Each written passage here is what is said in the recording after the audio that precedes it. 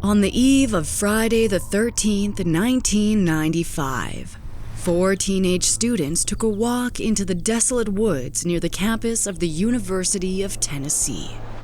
3 of them are said to have belonged to a satanic cult, and the 4th, she was a teen from Florida who only tagged along for free weed. But what happened to her in the woods that night has sparked a fascination that has spanned over 20 years. What is up, Ewu crew? Today, we are going to cover a horrific crime spurred by jealousy, one that would leave a young girl mutilated with a pentagram carved into her torso and a missing piece of her skull taken from her body.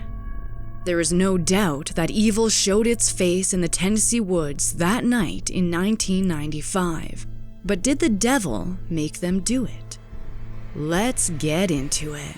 Christa GAIL Pike was born March 10, 1976 in West Virginia. She was raised by her devout Christian grandmother, and her playground was the slaughterhouse where her grandfather worked. As a child, Christa was allegedly abused by her grandmother's friend, Ernest, and sadly, it is speculated that if this abuse occurred, it may have started when she was still in diapers. At the age of 12, her grandmother died, and following, it is believed that Christa attempted to take her own life for the first time. Stricken with grief, it was later reported that Christa began to self-mutilate in different ways in an attempt to cope. Matters only worsened for her when she had to move in with her mother, Carissa, who at the time was a licensed registered nurse and was allegedly an alcoholic. They did not have a great relationship, to say the least. Christa's mother ended up taking her troubled young daughter to see a shrink. However, most of the shrinks that Christa visited didn't provide enough aid when it came to her mental health. Things were only worsened by the revolving men in her mom's life.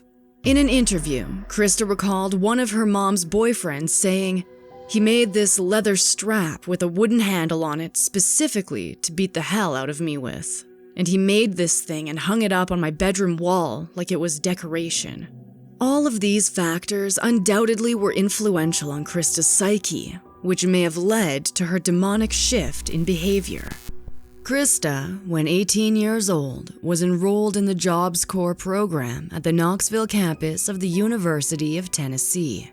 In the 90s, Job Corps was described as providing vocational training for disadvantaged youth, giving them a chance for a promising career. Christa was there to study nursing, following in her mother's footsteps. It was here that Christa would meet Colleen Slemmer, who was enrolled in the same program. To say that they were friends would be inaccurate. Christa suspected Colleen was attempting to seduce her 17-year-old boyfriend. The boyfriend, Daryl Shipp, was caught in the middle of this love triangle. At one point, Christa had traveled back home for a holiday, while Daryl stayed behind in Knoxville. It was only because of Christa's absence that he turned his attention to Colleen. He later admitted that he and Colleen did hook up during that break. However, he never confirmed the fling to Christa, leading her to act upon only her suspicions.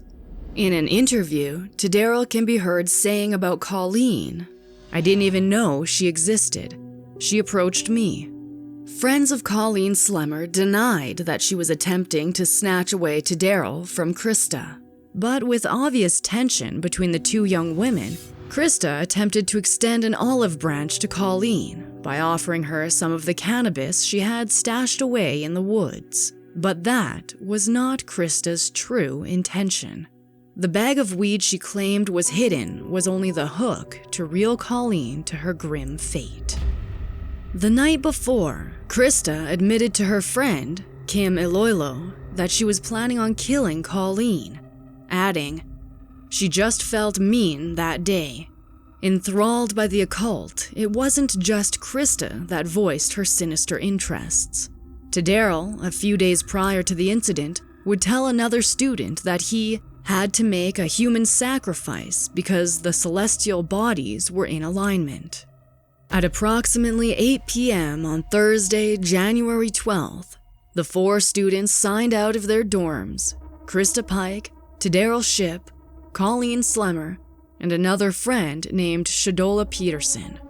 Colleen, with the hopes of getting high with the group, didn't appear to have a problem walking into the woods.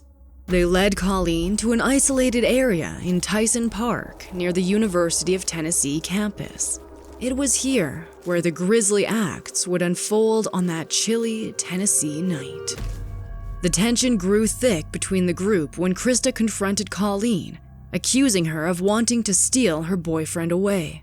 As Colleen again denied the accusation, she quickly realized that they weren't in the woods to smoke pot as she had eagerly anticipated. Christa and Daryl were armed with a small meat cleaver and box cutter, while Shadola stayed on the perimeter as a lookout. They were ready for a fight. Suddenly, Christa grabbed Colleen's head and slammed her face into her knee. She then threw Colleen into the ground and with an unrelenting fury, kicked and punched her mercilessly. Colleen cried out, "Why are you doing this to me?" as the forceful blows continued raining down on her. Laying in the mud and sobbing, Colleen mustered the strength to stand and attempt to escape. She tried to run away several times, but to no avail. The first time resulted in Christa slicing a long cut across her back. Her attempts were also thwarted by Daryl, who intercepted Colleen and pinned her to the ground. It was here that Christa unsheathed the box cutter blade and sliced Colleen once again, this time across her stomach. Colleen begged Christa for her life, telling her that if she would let her go, that she would, quote, walk back to Florida without stopping at Job Corps to pick up her stuff. Christa told Colleen to shut up, saying, "It's harder to hurt someone when they are talking to you." She later admitted that the more Colleen tried to talk, the more she kicked her in the face. The unrelenting and brutal torture paused momentarily when Christa thought she heard a noise in the nearby woods. Colleen was left lying on the cold, damp ground while Christa briefly investigated the sound. It was shortly thereafter that Christa returned and proceeded to lacerate the helpless girl's throat, cutting it several times with the box cutter. Amazingly, Colleen once again found the strength to sit up and plead for her life, and even attempt another escape. But as soon as she started to flee, Christa threw a rock, striking her squarely in the back of the head. Daryl then joined in and hit her with rocks as well. Christa explained how, after regaining control, she remembered the specific sounds of Colleen's labored breathing. A medical examiner later described how Colleen was drowning in her own blood. After about 30 minutes, Daryl took the box cutter and carved a pentagram into Colleen's chest as their final mark. The medical examiner later testified, saying, "The area around each wound was red in appearance, indicating that the heart had still been beating when the wound was inflicted." He added, "None of the aforementioned wounds would have rendered the victim unconscious." With every slash across her skin, Colleen surely felt the agony of all the horrors that were being done to her. She suffered through nearly an hour before Christa picked up a large chunk of broken asphalt and repeatedly struck Colleen in the head. As Colleen's blood collected on the cold forest floor, her pain and agony finally came to a chilling end. While Shadola kept watch, Daryl and Christa dragged Colleen's body to a nearby area where there was a cluster of trees, and she was placed on top of a pile of dirt and debris. But before leaving the site, Christa took a piece of Colleen's fragmented skull and placed it in the pocket of her jacket as a trophy of what she had just done. Allegedly, Satanists believed that the body must be whole for the soul to be released, and by taking part of Colleen, her soul would be kept captive. Then they removed 2 of her ID cards and a pair of black gloves that Colleen had been wearing. Tadaryl and Christa rubbed the mud from the bottom of their shoes over the bloodstains that covered their pants in an attempt to hide any evidence. After leaving the isolated part of the University of Tennessee campus, they walked to a nearby Texaco gas station to dispose of the ID cards and gloves. From there, they returned to their dorm rooms around 10 p.m., as if nothing happened. 4 people signed out that night, but only 3 signed back in.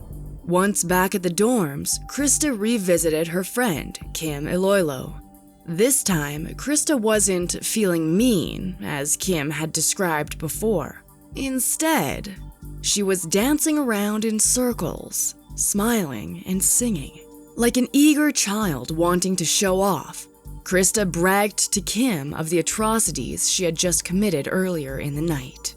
She even showed Kim the piece of Colleen's skull that she had taken with her. Colleen's butchered remains were discovered the next morning by a university employee. Initially thinking he stumbled upon an animal carcass, the man went in closer for further inspection. In horror, he realized he was looking at a human body when he noticed the naked torso. At 8 a.m. on Friday the 13th, Knoxville police arrived along with the university campus police. One of the first responding officers described Colleen's head, saying, "I thought I was looking into her face, but everything was so badly mangled I couldn't be sure." Christa was careless in more ways than one following the murder. She returned to the scene of the crime the next day, only to be denied entry to the part of the woods she intended to go. Later on, she left behind her jacket, the same one with a piece of Colleen's skull, in an administrator's office on campus. The jacket was turned over to the police where they discovered the piece of skull. All 3 students, Christa Pike, Tadaryl Shipp, and Shadola Peterson, were promptly arrested within the next 36 hours. Christa was the first to be questioned. The talkative teen waived her rights to remain silent and admitted she was at fault for Colleen's death. Her entire confession, once typed out, was 42 pages in length. As if that wasn't enough proof, police found Colleen Slemmer's blood soaked into the jeans Christa had worn that night. A cooperative Christa took police back to the Texaco station where they found Colleen's ID cards, and also accompanied them back to the woods to describe the events in further detail. In Tadaryl's dorm room, police ended up finding a satanic Bible. The trial took place on March 22, 1996. Christa was prosecuted by Bill Crabtree, an assistant Knoxville County District Attorney. In his opening statement to jurors, he began explaining that the evidence within this case is of an act so vile, so heinous, so atrocious, so despicable, as bad or worse as anything you've ever seen in a movie, read in a novel, or dreamed in your worst nightmare. During the trial, Christa cried continuously in front of the courtroom. The tears didn't have an effect on the jurors, as it only took a few short hours for them to deliberate and convict her on both charges. The jurors described the young girl as having an angel's face, but a devil's heart. Christa Pike was found guilty of first-degree murder and given the death penalty on March 22, 1996. Tadaryl Shipp was sentenced to life in prison with the possibility of parole. And Shadola Peterson received probation since she agreed to become an informant against the other 2. She pled guilty to being an accessory after the fact. At only 20 years old, Christa became the youngest woman to be sentenced to death in the United States. Only a few days after finding out that she would be executed, she sent an unsettling note to Tadaryl Shipp, writing, "Please write me. I miss you so much. You see what I get for trying to be nice to the I went ahead and bashed her brains out so she'd die quickly instead of letting her bleed to death and suffer more. And they fry me. Ain't that some Please write me and tell me what you're feeling. Also, tell your lawyer if he wants me to testify for you, I will. Love you for the rest of my life. Christa signed off on the letter as Lil Devil. As the frenzied spectacle surrounding the satanic killing died down, Christa Pike would capture the media's attention once more. On August 24, 2001, after 5 years into her sentence, Christa attempted to kill again. She was almost successful in strangling Patricia Jones, a fellow inmate, to death. She claimed she didn't intend to kill Jones, but in a phone call that she made to her mother, she can be heard saying, "I bet you if she gets near me, I'm gonna do it again. I'm gonna succeed this damn time."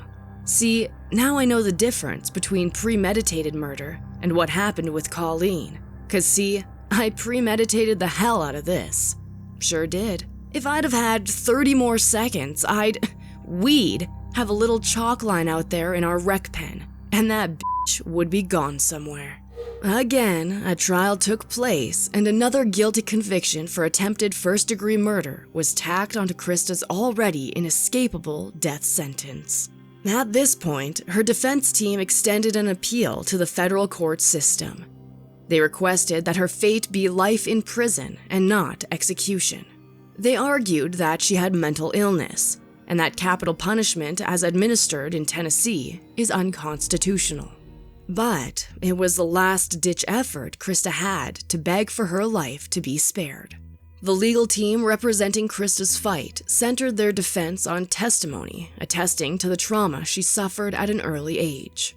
Dr. Jonathan Henry Pincus, an expert in neurology, testified to the appeals court that Pike's brain had underdeveloped frontal lobes. It is in this part of the brain where a person's sense of right and wrong is managed. Pincus said this was the result of Pike's mother abusing alcohol while she was still in the womb. He argued that this, combined with a turbulent adolescence, is what's to blame for Pike's actions. The appeals court upheld the previous ruling and sent Christa Pike back to death row. And Christa Pike remains the only woman in Tennessee awaiting execution. Although she has exhausted all of her appeals, she affirms that she should not be put to death. Now, 25 years later, Christa Pike remains locked away in her small concrete cell, contemplating all the events that have transpired in her life. Regret, remorse, acceptance. Christa GAIL Pike will likely one day eat her last meal, walk her last steps with shackled feet down the cell block, and take her final seat in the electric chair. Colleen Slemmer's family will then receive peace, knowing justice for their daughter's heinous death will be finally and fatally served. Although the devil himself may not have been responsible for Christa Pike's actions that January night so long ago, it was the demons of her own torturous past that may have led her to forego logic, reason, and all sense of human decency.